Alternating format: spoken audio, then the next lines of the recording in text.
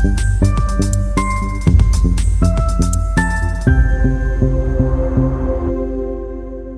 sini dicantumkan dalam Sunan At-Tirmidzi, ya, nomor hadis 3451. Dan saya lacak beberapa sanadnya juga ditemukan di misalnya Musnad Ahmad, ya, dan beberapa yang lainnya, dan terhubung kepada sahabat mulia Abdullah bin Umar, ya, radhiyallahu taala anhuma, Abdullah bin Umar bin Khattab radhiyallahu taala anhuma. Sekalipun penilaian sanadnya ada yang menyebutkan bermasalah, ada yang menyebut dhaif, isnaduhu dhaif, kemudian juga ada yang menyebutkan lemah sekali, tapi tidak menghalangi kekuatan matan ini sebagai matan yang sangat bagus. Ya, jadi dari segi matannya kita bisa pelajari, kita bisa ambil doanya, dan kita bisa bacakan, ya, dalam permohonan kita. Baik, apa redaksinya dan apa juga manfaatnya dari kandungan redaksi doa ini yang sekiranya bila kita mohonkan dengan tulus dan benar, ada sesuatu hikmah yang sangat indah dan juga bisa boleh jadi memberikan dampak kepada kita bila dikabul oleh Allah Subhanahu wa taala agar memberikan kekuatan lebih dan kemampuan menunaikan ibadah puasa dengan baik. Kita tuliskan teman-teman sekalian. Bismillahirrahmanirrahim. Kita sumbernya dulu sebutkan, ya. Dalam hadis riwayat At-Tirmidzi. Ya. Ini sebetulnya nama aslinya Muhammad, ya. Nama aslinya, cuma tumbuh berkembang di Tirmidz. Ada yang menyebutnya Turmudz, ya. Sekarang wilayahnya masuk ke wilayah Tantan begitu, ya. Jadi kalau kayak Khorasan di Uzbekistan, Bukhara tuh, ya, di Khorasan Uzbekistan. Ya, ada yang dekat ke Afghanistan, kan? Ada yang dekat ke Tajikistan, ya, wilayah pecahan-pecahan Soviet terdahulu, ya. Jadi teman-teman, ini di Tirmidz sehingga menyebutnya At-Tirmidzi. Ada juga yang menyebutnya Turmudz sehingga menyebut At-Turmudzi, ya. Tidak ada soal di sini. Nomor hadis 3451. Jikapun ada perbedaan misalnya di penomoran, mungkin cetakan dan sebagainya, nanti kita akan temukan di rawinya, ya, periwayat hadisnya dari Abdullah bin Umar, ya, radhiyallahu taala anhuma. Nah, di beberapa versi nanti ada juga penguat di versi-versi riwayat yang lain. Kita bisa lacak nanti beberapa yang lainnya dan telah saya cantumkan di buku saya juga. Dan nanti kita sambungkan saja ke redaksi matannya atau informasi atau isi hadis yang disampaikan kepada kita. Bismillahirrahmanirrahim. Kita langsung tuliskan ini doanya. Allahumma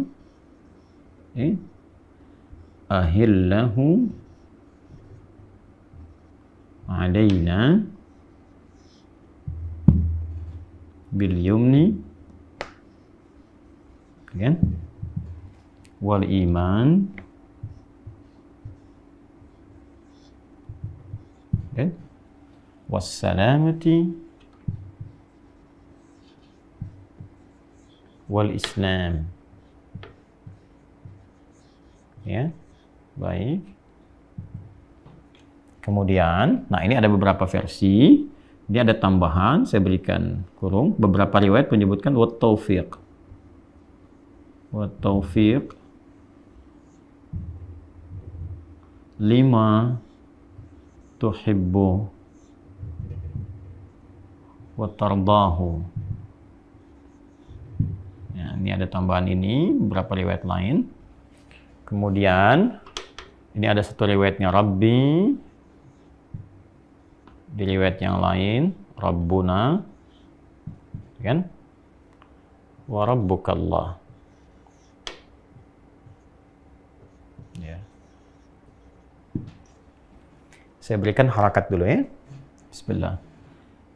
Allahumma ahillahu alaina bil yumni wal iman was salamati wal islam. Ini tambahannya wa taufiq. Tanya dua, taufiqi lima tuhibbu wa tardahu rabbi atau rabbuna wa rabbukallahu. Nah, baik teman-teman, ini doa yang spesifik sampai kepada kita terkait dengan memohon kepada Allah saat di awal akan masuk kepada Ramadan. saat mulai dilakukan ru'yat hilal, ya, penampakan hilal. Atau kalaupun menggunakan pendekatan hisab misalnya, bila diketahui misalnya secara hisab Ramadan akan tiba misalnya tanggal sekian, ya kan?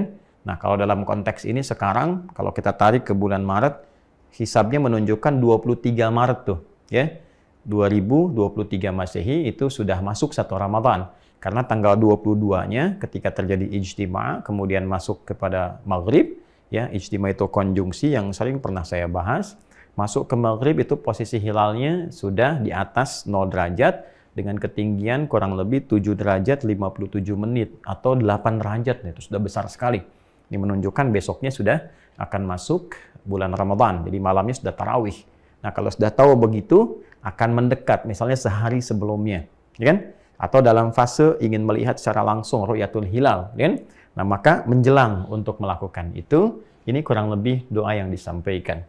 Jadi ada doa-doa yang masih panjang yang sampai kepada kita sejak bulan Rajab misalnya, atau sekarang Sya'ban masih 10 hari ke depan. Ada doa yang viral yang sering kita sampaikan itu, Allahumma barik lana fi Rajab wa Sya'ban wa balighna Ramadan, ya kan? Ya Allah, berkahi kami di bulan Rajab yang lalu, ya, dan di bulan Sya'ban ini, dan mohon sampaikan kami ke bulan Ramadan, tentunya sesuai dengan ajal kita. Itu juga ada riwayatnya, ya, dalam riwayat Musnad Ahmad juga ada disebutkan, dan memang dari segi sanad hadis bermasalah, bahkan ada yang menyebutnya mungkar, karena di situ ada salah satu bernama Ziyad An-Numairi, masalah, gitu kan? Sanadnya bermasalah, tapi matannya masih bisa digunakan. Jadi paling objektifnya, gitu kan? Kalau paling kita ingin ambil yang paling nyamannya, ya, dan selamatnya, sekalipun status hadisnya itu mungkar dari segi sanad, maka jangan nilai sebagai hadis, itu paling aman, ya. Tapi ambil sebagai doa yang teriwayatkan sampai kepada kita. Isinya yang diamalkan. Nah, itu yang paling selamat. Ini persepsi para ulama hadis yang sangat pakar di bidang yang memberikan contoh kepada kita. Jadi kalau doanya aman dari segi sanadnya, bagus tersambung ke Nabi, matanya bagus, itu nggak ada masalah. Bagaimana kalau statusnya misalnya secara sanad yang bermasalah? Ya, sanad itu orang yang meriwayatkan. Misal dari 10 orang, 1 bermasalah nih. Apakah dia misalnya punya perilaku yang kurang bagus, sehingga bisa memberikan dampak penilaian yang nggak bagus bagi hadisnya. Maka ketatnya ilmu hadis menunjukkan bahwa ini jangan diamalkan dulu nih, yang seperti ini nih, sampai dicek betul ada nggak riwayat lain, kan? Nah, itu kalau kita ingin mengamalkan dengan nama hadisnya, itu maksudnya. Ya, tapi kalau misalnya, wah ini bermasalah nih sanadnya, tapi matannya sebetulnya bagus, kan? Nah, maka garis paling tengahnya kata ulama mengajarkan, ambil doanya dan tidak harus kita menilai sebagai hadis. Yang penting doanya yang kita amalkan. Ya, tapi kalau misalnya ada dhaif, tapi jalurnya banyak, itu bisa naik. Ya, naik. Jadi derajatnya lebih kuat dibandingkan dengan sebelumnya. Ya, nah, teman-teman sekalian, kita masuk ke sini. Ini doanya, Allahumma, ya Allah, kan? Ya Allah. Baik. Sebetulnya ya Allah sendiri bahasa Arab, kan? Ya Allah itu asalnya bahasa Arab, gini. Ya Allah. Ya. Nah, hanya ini kalimat ini menjadi kalimat standar yang secara fitrah itu akan keluar, terdorong ke lisan kita, keluar untuk mengucapkan dalam setiap kondisi kita lemah meminta. Bahkan misalnya lihat mendung aja, ya Allah, mendung. Ya Allah, macet, kepleset, ya Allah, gitu kan? Nah, itu artinya ada secara diri kita, ya kan, memberikan kesan fitrah, ya, sehingga sadar atau tidak keluar permintaan kita kepada Rabb yang menciptakan kita. Ya, jadi ini sebetulnya bagian dari fitrah kita bahwa kita ini lemah yang selalu tertaut permohonannya kepada Rabb kita, yaitu Allah Subhanahu wa Ta'ala. Nah, untuk membedakan kalimat yang standar dengan yang khusus, kalau kita gabungkan ini keduanya dan dibacakan dengan penuh kelembutan, ketundukan, dan harapan yang kuat untuk dikabulkan. وَاذْكُرْ رَبَّكَ فِي نَفْسِكَ تَضَرُّعًا وَخِيفَةً وَدُونَ الْجَهْرِ مِنَ الْقَوْلِ. Demikian kiranya petunjuk di Quran surah ke-7 Al-A'raf ayat 205 misalnya. Sebutlah nama Allah dengan ketundukan, ketawadhuan, dan kekhawatiran yang dalam, kan? Kemudian khusyuk memohon supaya minta cepat dikabulkan. Nah, itu kalau digabungkan keduanya, kalimatnya menjadi Allahumma begini. Nah, jadi kalau ada doa-doa dibuka dengan Allahumma, ini memberikan kesan bahwa mintalah dengan tawadhu, mintalah dengan merendah, dan minta dengan khusyuk, itu maksudnya. Ya, ini fikihnya mahal sekali teman-teman sekalian ya. Ahillahu alaina, mohon hadirkan awal Ramadan kepada kami. Ini ahillahu itu dari kata hilal. Ya, mohon hadirkan dengan hilal Ramadan. Ya. Maksudnya menunjuk kepada awalnya. Ya. Ya Allah, mohon hadirkan awal Ramadan, hilal awal Ramadan kepada kami, kan? Satu, teman-teman sekalian. Nah, ini minta kepada Allah supaya dari sejak awal Ramadan kita bisa mendapatkan poin-poin berikut ini. Ya, satu, bil yumni wal iman. Ya, saya ambil satu dulu yang saya kotaki, yumni dengan penuh ketenangan, kenyamanan. Tenang, nyaman, damai. Ada indikasi bahwa ada orang-orang yang ketika memasuki awal Ramadan hatinya nggak tenang. Ayo, yang nggak biasa puasa nggak tenang. Berapa lama sih puasanya, kan? Terus ngitung dari mulai subuh sampai ke maghrib, berapa jam ya nahannya. Nah, karena apa? Karena nggak biasa puasa sebelumnya. Maka di episode yang lalu pernah kita bahas kan, sebelum sampai ke Ramadan, latihan puasa dulu di sunnah, perbanyak di bulan Sya'ban. Sehingga metabolisme tubuh kita sudah siap, beradaptasi dengan bagus. Begitu masuk Ramadan, ini kegelisahan terkait fisikal, keadaan fisik kita sudah nggak muncul lagi. Ya, ada yang merasa gelisah, nanti bagaimana sahurnya, bagaimana bukanya, kan? Ada lagi yang lebih klasik misalnya, waktunya beda nggak nih awal puasanya, itu kan? Yang pakai hisab dengan yang pakai ru'yat dan sebagainya, bagaimana? Ya, maka sebelum tiba itu semua kita mohon pada Allah, ya Allah, kondisi apapun yang aku alami sebagai ujian berkehidupan, mohon ketika masuk kepada awal Ramadan, anugerahkan ketenangan, kedamaian, ketentraman. Dan ini mahal. Sehingga kita bisa memulai tarawih dengan tenang. Ya kan? Besoknya memulai puasa dengan tenang, dengan damai. Sahurnya tenang, bukanya tenang. Ini mahal sekali teman-teman sekalian. Nah, maka ini bagian yang pertama yang kita mohon pada Allah untuk dihadirkan. Yang kedua, wal iman, dan kekuatan iman. Ini poin yang sangat penting. Ya kan? Karena ini dasar dari panggilan puasa. Dibukanya dengan kata iman. Ya ayyuhalladzina amanu, hei semua orang yang beriman. Dan awal puasa itu anugerah dari Allah yang memberikan instalasi iman kuat dalam diri kita sebagai anugerah untuk menyambut awal Ramadan. Makanya nanti setiap awal Ramadan itu semangat orang-orang tuh. Yang jarang ke masjid, yang jarang baca Quran, kan? Nah, tapi boleh jadi itu tidak konsisten nanti ketika Allah berikan nggak terjaga dengan baik sampai akhirnya. Sehingga saya sering bercanda mengatakan seringkali terjadi kemajuan tuh.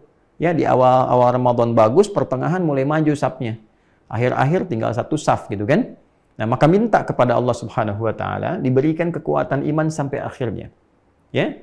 Dan ada poin yang kedua yang paling penting juga, diberikan kekuatan iman untuk menunaikan semua ibadahnya. Ya, contoh puasanya misalnya. Kan yang dinilai itu imannya sebelum kita memulai. Karena itu Nabi mengatakan man shoma ramadhana imanan, iman dulu tuh. Ya.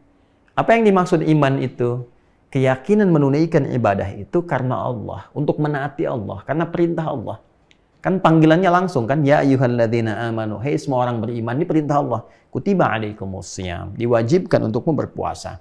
Itu kan bentuk pasif kan, kutiba alaikum itu asalnya kataballahu alaikum, ya kan? Dijadikan pasif ya, karena orang beriman tuh nggak harus tanya lagi siapa yang mewajibkan. Sudah tahu karena tertanam dalam imannya. Sudah tahu tuh pasti Allah. Karena itu orang-orang yang kuat imannya ketika dipanggil ya ayyuhalladzina amanu, dia akan senang menunaikan ibadah itu karena tahu yang manggil Allah. Ya. Nah, karena itu ketika ada panggilan untuk menunaikan ibadah, maka secara tidak langsung itu konfirmasi iman kita untuk mengabdi kepada Allah, tunduk, patuh, ya. Nah, sekarang poinnya, kenapa setiap ibadah seringkali menghadirkan kata iman? Salat, alladzina yu'minuna bil ghaib wa yuqimunas shalah. Iman dulu. Puasa, ya ayyuhalladzina amanu, kutiba alaikumusiyam. Karena pada hakikatnya, nggak mungkin kita ibadah kalau nggak Allah perintahkan. Kita sujud tuh karena perintah Allah. Kita puasa karena perintah Allah. Jadi sesungguhnya saat beribadah, kita sedang mematuhi Allah. Kita sedang membuktikan kebertuhanan kita kepada Allah. Itu yang dimaksud Quran surah ke-20, Thaha, di ayat ke-14. Innani anallahu la ilaha illa ana fa'budni. Kan? Akulah Allah, kata Allah. Nggak ada Tuhan selain aku yang layak dipertuhankan dan disembah. Fa'budni, maka sembah aku. Maka ketika kita mengatakan la ilaha illallah, konsekuensinya menyembah Allah. Jelas ya? Maka ketika kita menunaikan puasa, sejatinya bukan karena menunaikan itu Ramadannya tiba. Bukan karena orang lain puasa, saya puasa. Orang lain tarawih, saya tarawih. Bukan. Karena Allah perintahkan. Itu hakikatnya. Hanya untuk menghadirkan itu nggak mudah. Ya? Kadang-kadang ada orang puasa. Kenapa puasa? Karena si fulan puasa. Kenapa tarawih? Ya, si fulan juga tarawih. Masa dia aja yang bisa? Saya juga bisa. Kan? Saya pengen ikut si fulan. Tarawihnya di situ kayaknya enak. Kan? Nah, itu nggak mudah, teman-teman. Maka ketika seseorang meniatkan ibadahnya karena motivasi tertentu di luar ketundukannya kepada Allah, maka yang dia dapatkan sesuai dengan motivasinya. Dia pengen dekat temannya, dapatlah teman. Ya, ada yang tarawihnya mencari-cari peluang, dapat jodoh misalnya, kan? Ya boleh jadi dapat jodohnya, tapi pahalanya belum tentu. Karena pahala diikat dengan ini. Dan Ramadan bukan hanya pahala, bonusnya ampunan dari semua dosa.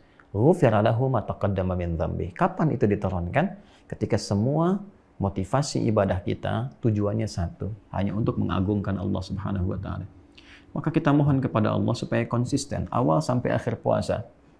Allah menjaga kita agar bening hati, lurus tujuan. Semua kita kerjakan karena Allah. Saya tunduk, patuh, cari bekal yang mulia, merubah kepribadian jadi lebih elok. Saya puasa ingin menundukkan nafsu supaya takwanya muncul sejak awal, berikan ketenangan, berikan kekuatan iman.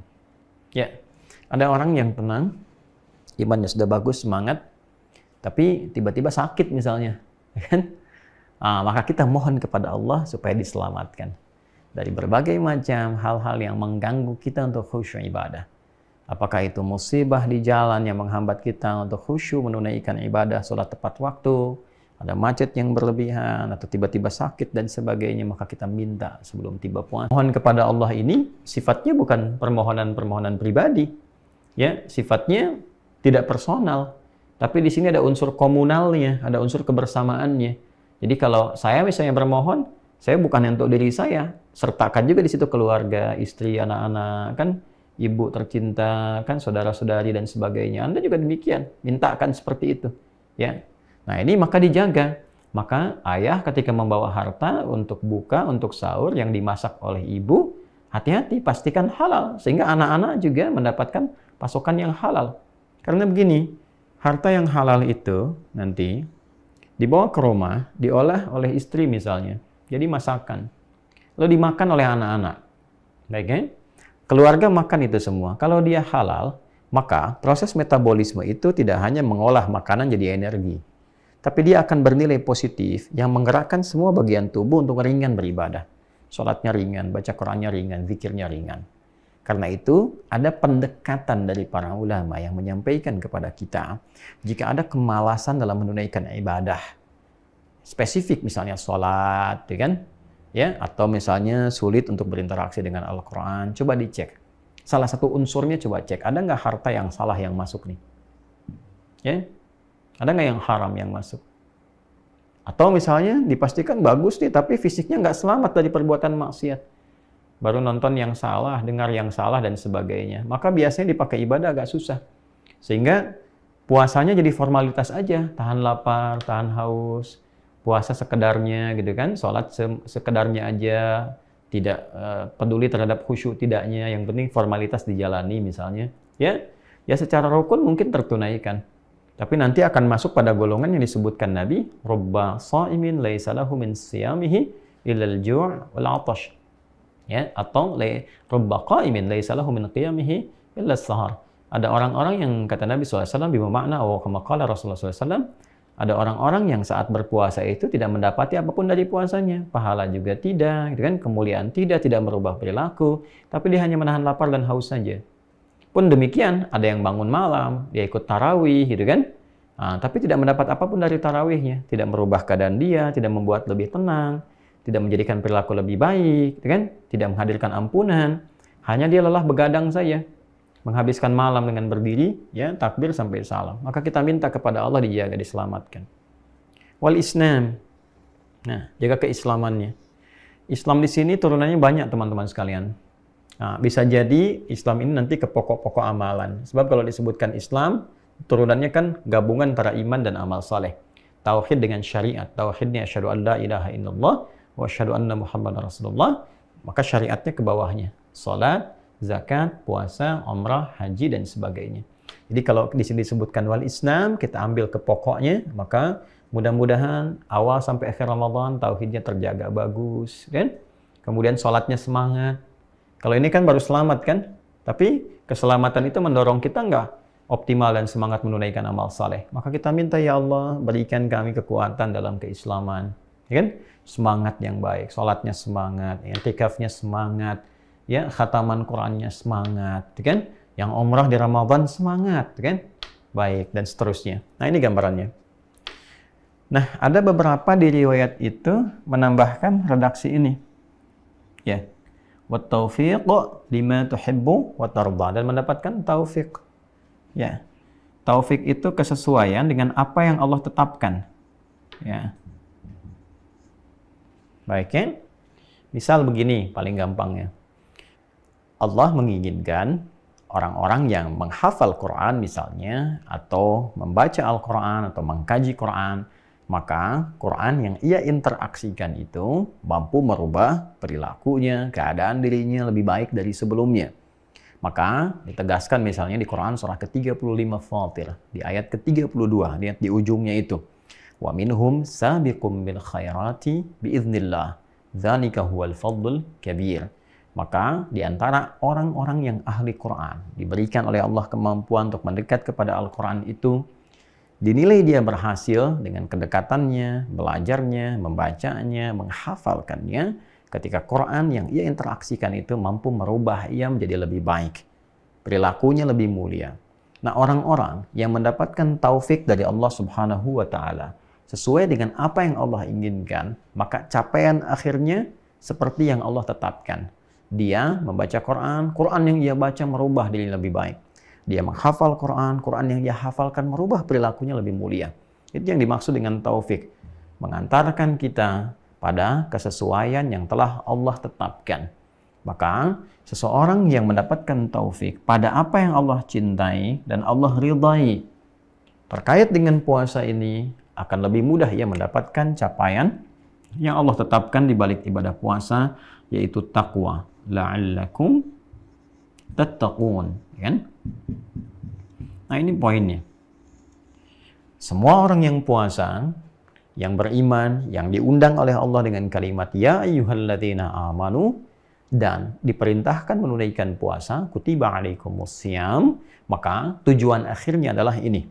Kama kutiba 'alal ladzina min qablikum la'allakum tattaqun. Ini poin, tujuan akhirnya. Supaya kalian, kata Allah, meningkat takwanya.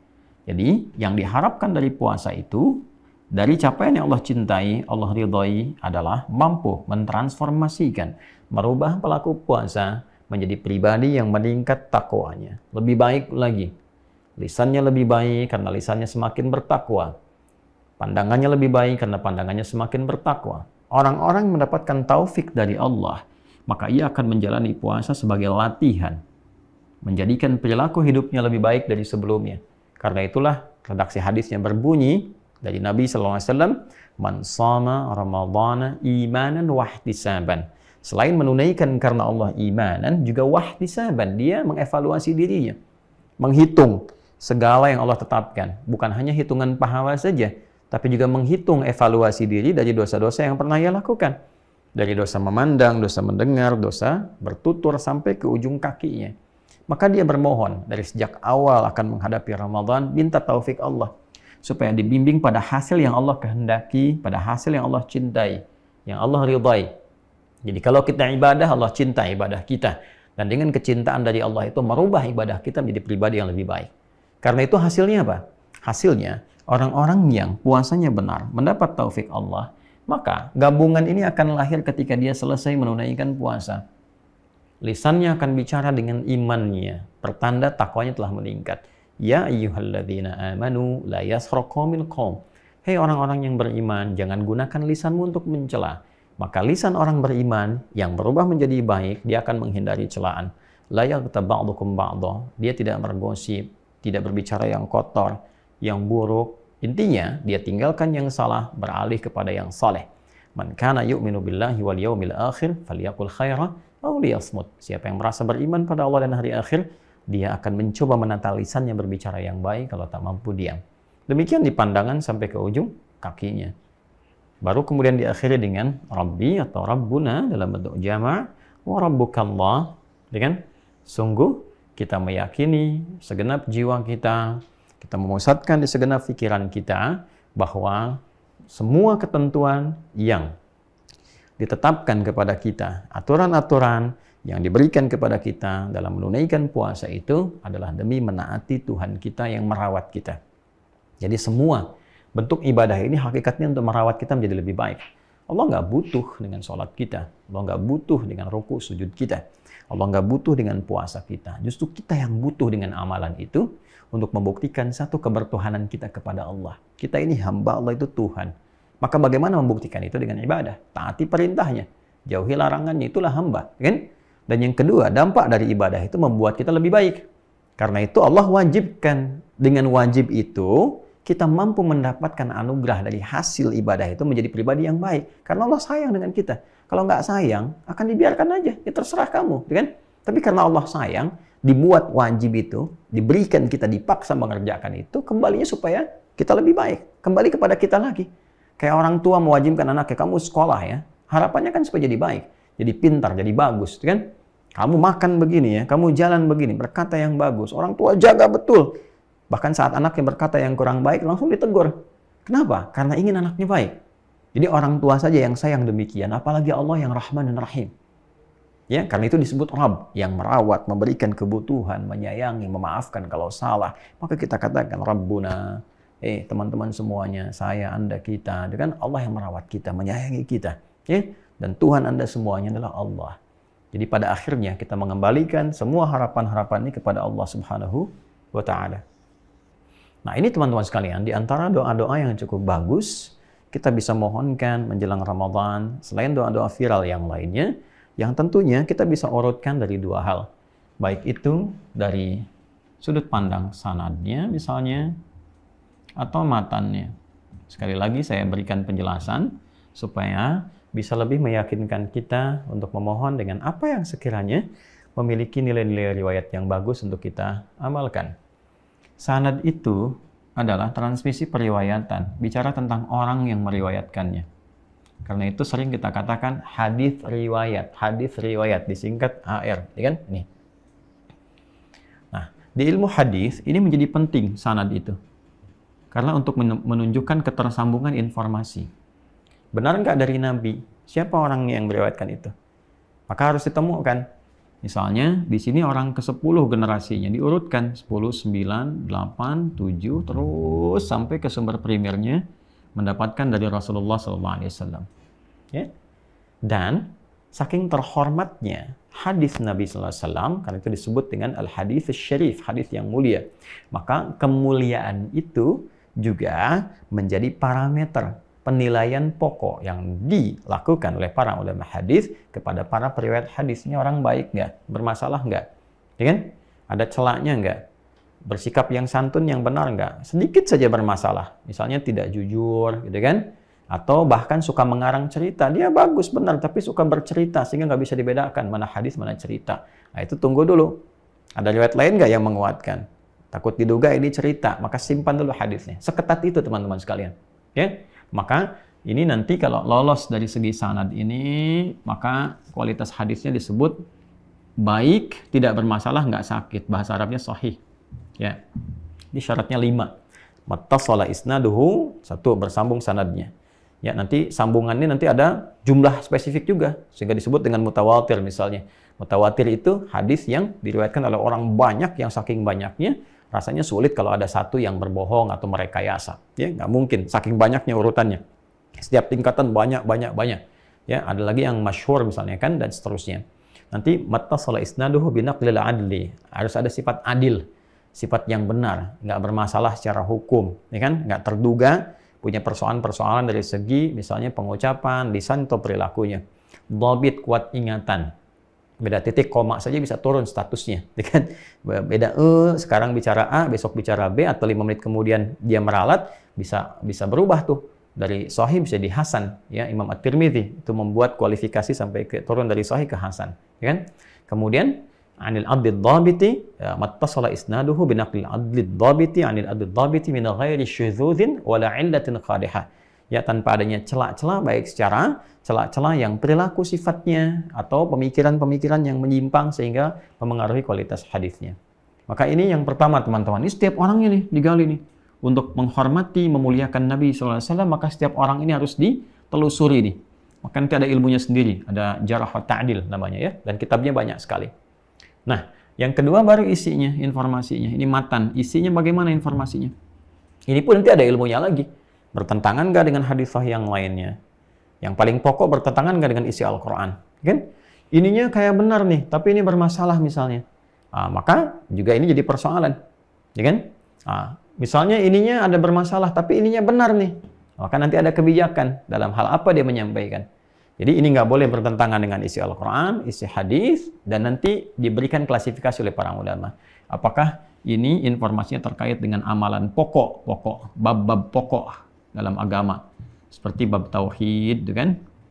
Nah, ibadah yang pokok, seperti sholat misalnya, dan turunan yang lainnya. Maka dipastikan ini mesti dua-duanya terpenuhi sahih benar.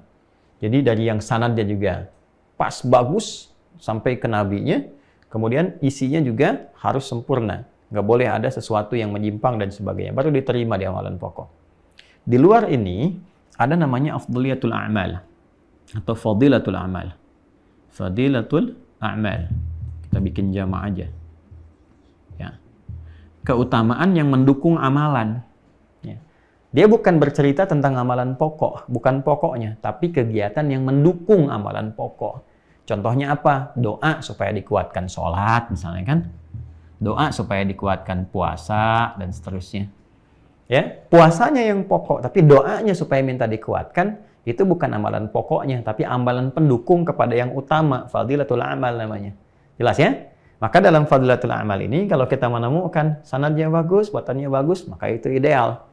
Top, ya, TOP, BGT, top banget gitu. Itu yang kualitas paling bagus. Tapi kalau misalnya menemukan, ini sanadnya bermasalah nih, ya, maka statusnya secara sanad hadisnya dhaif nih, dhaif itu lemah, turun status dari yang sini. Jangan langsung divonis, oh ini nggak bisa diamalkan, tidak. Cek dulu ini bermasalah nggak isinya. Ya, kalau isinya nggak bermasalah, bagus. Bahkan kalaupun nggak pakai bahasa Arab, pakai bahasa Indonesia pun nggak ada masalahnya kita minta, gitu kan? Nggak ada hadis pun nggak ada masalah kita nilai ini sebagai doa, maka boleh diamalkan. Ya, tingkatan paling tingginya kata para ulama bahwa sekalipun ini misalnya taruhlah matruk atau mungkar atau bahkan maudhu sekalipun, maka jangan dianggap hadis. Doanya boleh dipakai tapi jangan dinilai sebagai hadis. Tapi kalau masih misalnya dhaif nih, nggak sampai derajat yang parah 3M. 3M itu mungkar, matruk, maudhu', ya kan? Diingkari, ditinggalkan, hadis palsu. Maka kalau tidak sampai derajat yang semacam itu, dhaif, bahkan riwayatnya banyak, bisa saling menguatkan. Maka masih bisa disebut sebagai hadis. Ini hadis tapi keutamaan amalan. Lalu diamalkanlah kemudian doanya. Nanti banyak sekali hal-hal yang demikian.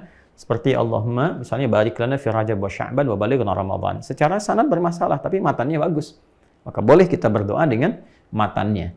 Jelas ya? Ini pun sama teman-teman sekalian. Jadi ini isinya sangat bagus sekali dan sangat luar biasa dan sangat viral juga doa-doa ini. Maka silahkan kita bisa perbanyak. Dari sekarang boleh minta, nanti puncaknya sampai kita akan menjelang mendapati awal Ramadan, baik dalam proses ru'yatul hilal ataupun juga dari data hisab yang bisa kita ketahui menjelang kepada awal Ramadan. Jadi ini doa yang bisa kita share di kesempatan kali ini, teman-teman sekalian. Dan saya sekali lagi telah cantumkan juga di buku Ma'na Ayat Puasa. Teman-teman bisa akses ini di bawah cornernya.